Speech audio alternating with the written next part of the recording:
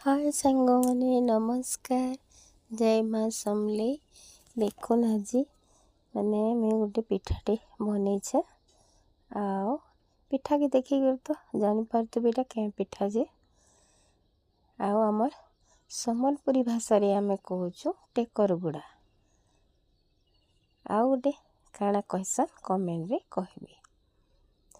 इटा मैं नड़िया आओ अरुआ चाउल बतुराई करी ग्राइंडिंग करी 5-6 घंटा बाहर रखी आटा करुचे। देख नून देकर कली जी भी बढ़िया सुंदर खाली नून रे बिना सुढ़ा बिना इनो रे केते सुंदर फुली थिला।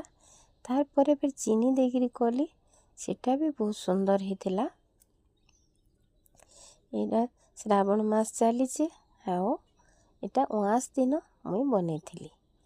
5 दिन राति थी देखुन पिठा खाली देखुन केनता हेची पूरा नरम। आउ यहाँ गुरस रे पके देली पूरा पारुटी बैगिर गुरस सब सोक करदेला। आओ पूरा सुंदर होकरी आउ टिके फुलीगला। आओ इटाके भी क्या पिठा कहसन कमेंट रे जनाबी।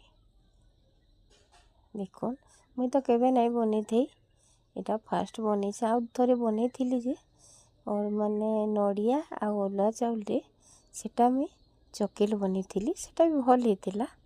बाकी इटा ये पिठाटा पहला मुई ट्राए करछे केते सुंदर होइछे देखुन खालु बेल के भी बहुत टेस्टी थिला। जय माँ समले।